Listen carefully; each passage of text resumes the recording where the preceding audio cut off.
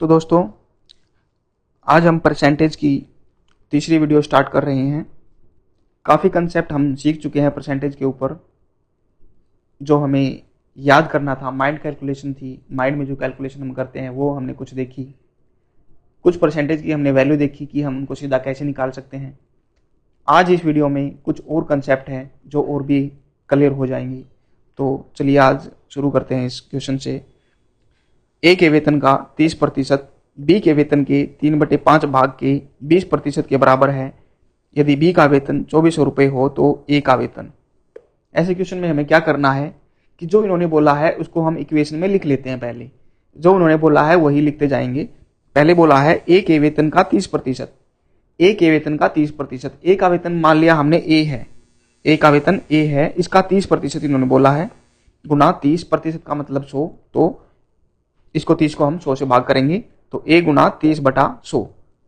ए के वेतन का 30% किसके बराबर है इन्होंने बताया है, बराबर है किसके, बी के वेतन के 3/5 भाग के 20%। बी के वेतन, बी का वेतन हमने बी मान लिया, गुना बी के वेतन का, बी के वेतन के बोला है इसने 3/5, 3/5 हमने सीधा लिख लिया,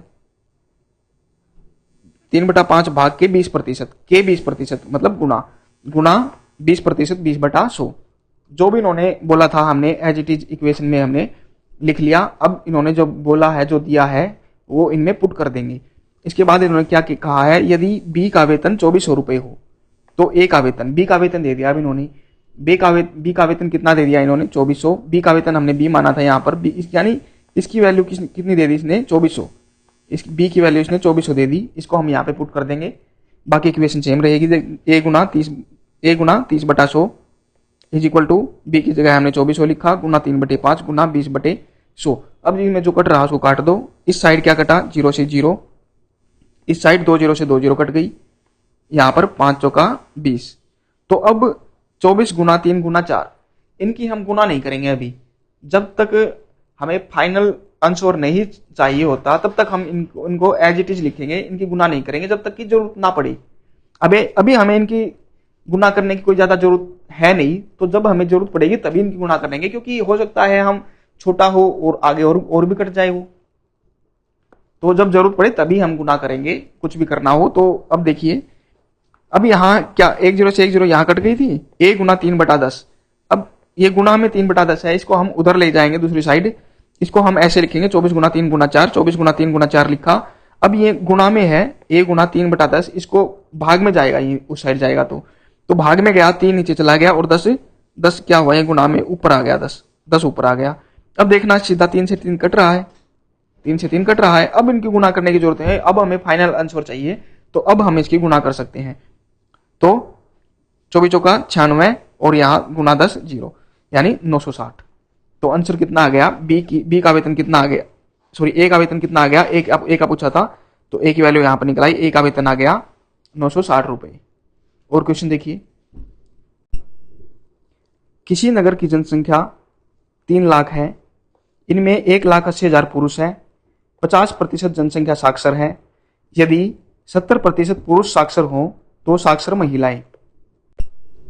अब क्या करेंगे, हम आराम से ये इक्वेशन पढ़ते हैं, जो इन्होंने बोला है वही हम लिखते जाएंगे। इन्होंने बोला है किसी नगर की जनसंख्या 3 लाख है, 3 लाख जनसंख्या, कुल जनसंख्या कितनी है 3 लाख, इनमें से 1,80,000 पुरुष हैं। अगर 3 लाख में से 1,80,000 पुरुष हैं तो महिलाएं कितनी हो गई, 3 लाख में से 1,80,000 घटा देंगे, कितनी बच गई 1,20,000। तो 1,20,000 क्या हो गई, महिलाएं हो गई। तो मेल कितने 1,80,000, फीमेल कितनी हो जाएगी 1,20,000। 1,80,000 तो मेल हो गई, 1,20,000 फीमेल हो गई, 3 लाख जनसंख्या है।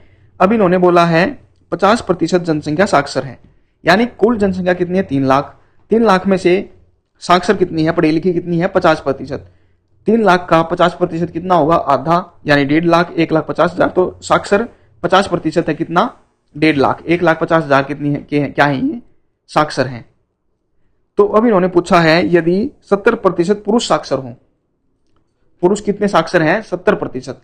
पुरुष थे कितने टोटल पुरुष थे यहाँ पर 1,80,000, 1,80,000 में से 70% साक्षर है, 70% एक साक्षर है 1,80,000 में से 1,80,000 का 70% कितना हो जाएगा। हम इसको ऐसे भी कर सकते हैं, 80,000 गुना 70/100% है तो 100 हो गया, 20 से 20 कट, तो 1,00,000, ये 1800 बच गया, गुना 70 कितना आ गया, 1,26,000। तो 1,26,000 पुरुष क्या है, साक्षर हैं। 1,26,000 पुरुष साक्षर हैं। तो इन्होंने पूछा है तो साक्षर महिलाएं, साक्षर महिलाएं। तो टोटल साक्षर कितने लोग थे, 50% है 3 लाख का, यानी 1.5 लाख इसमें मेल भी थे और फीमेल भी थी, दोनों मिलाकर 1.5 लाख थे। और 1.5 लाख में से पुरुष साक्षर कितने हैं, 1,26,000। तो अगर 1,50,000 में से 1,26,000 हम घटा देंगे तो कितना, कौन बच जाएगा, महिलाएं बच जाएगी। यदि टोटल साक्षर में से पुरुष साक्षर घटा देंगे तो महिलाएं साक्षर बच जाएगी। तो 1,50,000 में से 1,26,000 घटाए तो 24,000 कौन आ गई, महिलाएं आ गई जो कि साक्षर हैं। तो महिलाएं साक्षर कितनी है, 24,000। और क्वेश्चन देखिए, 60 का 75% प्लस 20 का x% इज इक्वल टू 80 का 80%। इसको हमें सोल्व करना है।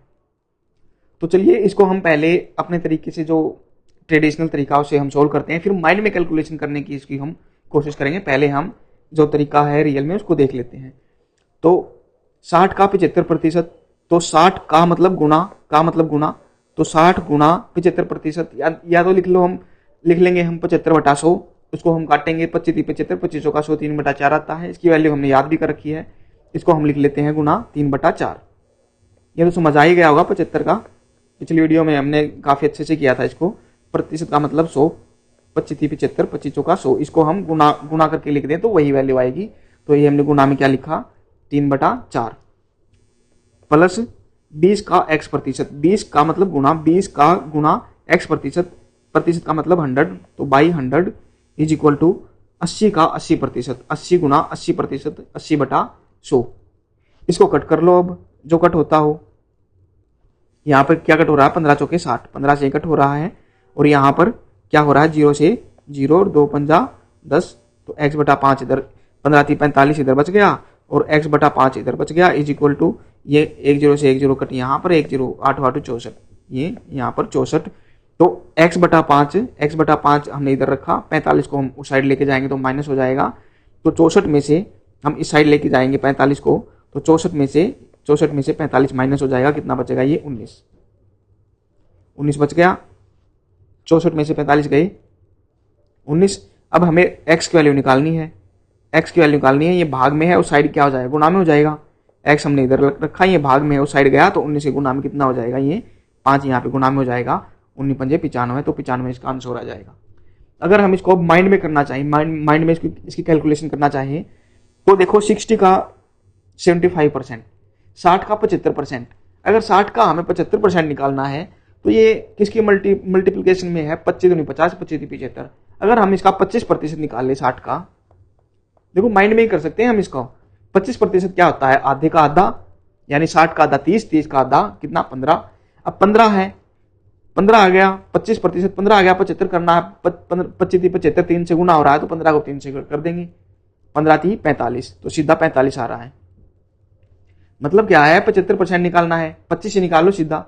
25 क्या होता है, आधे का आधा, यानी 30 का आधा कितना, 15, और 15 3 45, 25 3 75 होता है, 15 3 45, तो यहाँ पर आ गया सीधा 45।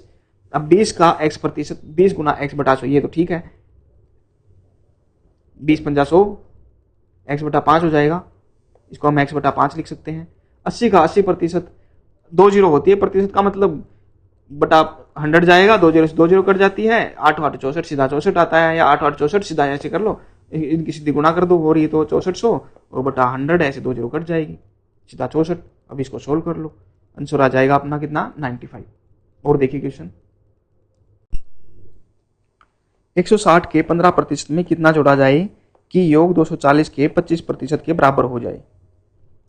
क्या बोल रहा है कि इसमें भी हम क्या करेंगे, पहले इक्वेशन को पढ़ेंगे, जो इन्होंने बोला वो लिखते जाएंगे। तो देखिए 160 के 15% के मतलब गुना, 160 गुना 15%, प्रतिशत का मतलब 100, तो बाई हम 100 कर देंगे। 160 के 15% में कितना जोड़ा जाए, कितना जोड़ा जाए, तो कितना जोड़ा जाए, प्लस x, हमने मान लिया कि x जोड़ा जा रहा है, इसकी वैल्यू हम बाद में निकाल लेंगे कि उसकी मतलब उसका जोड़ कितना हो जाए, इसका योग 240 के 25%, तो इज इक्वल टू इसका जोड़ कितना हो जाए, 240 के मतलब गुना 25%, 240 गुना 25%। ये इन्होंने बोला इक्वेशन में, तो हमने एज इट इज इसको लिख लिया। इन्होंने बोला था कि 60 के 15% में कितना जोड़ा जाए, हमने लिखा कि 160 का 15% प्लस एक्स जोड़ा जाए कि उसकी वैल्यू कितनी आ गई, इज इक्वल टू हमने लिखा 240 का 25%, 240 गुना 25%। इसको हम अब सोल्व कर देंगे। कुछ कट रहा है तो काट दो, 0 से 0 कट रही है, और 5 दिए 15, 5 दूनी 10, और 2 से ये कट गया 8, 8 दिया 24, इधर तो आ गया क्या 24 प्लस एक्स था, और इज इक्वल टू, तो इसको हम कर सकते हैं माइंड में, कर सकते हैं माइंड में, इसको हम ऐसे निकाल लो। 25% कितना होता है, आधे का आधा, 240 का आधा कितना 120, 120 का आधा कितना 60, तो यहाँ पर 60 आ गया। एक्स को हमने इधर रखा, 24 को हम उधर ले जाएंगे, माइनस हो जाएगा, 60 में से 24 गया कितना आ जाएगा 36, तो इसका आंसर कितना आएगा 36। इसको भी हम माइंड में कर सकते थे, 160 का 15% में निकालना था, तो सीधा क्या करेंगे हम 10% निकाल लो इसका। 10% एक के पीछे पॉइंट लग जाता है 16, 10% कितना 16, 5% 16 का आधा कितना 8, 10% कितना 16 और 5% 8, दोनों को जोड़ा हमने 16 और 8 24, तो सीधा 24 ही निकल आता। ठीक है, तो और देखिए क्वेश्चन, देखिए बोल रहा है मिताशी ने 1540 रुपए के जूते खरीदे और उन्हें 20% अधिक मूल्य पर बेच दिया, तो मिताशी को कितनी राशि प्राप्त हुई।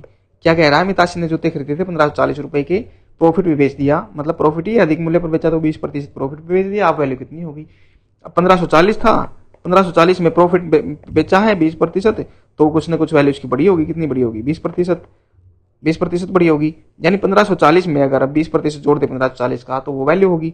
या हम इसको ऐसे भी निकाल सकते हैं, 1540 से गुना 20% वैल्यू बड़ी है, तो कितनी किसके रिस्पेक्ट में बड़ी है, 100 के रिस्पेक्ट में, तो 100 प्लस 20 120, तो 120 हमने यहाँ लिखा और 100 हमने नीचे लिखा प्रतिशत, तो 2 0 1 0 से 0 कट गई, 1 0 से कट गई, और अब 154 और 12 गुना 1848, 1848 में उसको बेच दिया। अब कितनी राशि प्राप्त हुई उसको, 20% अधिक मूल्य पर बेचा तो 1848।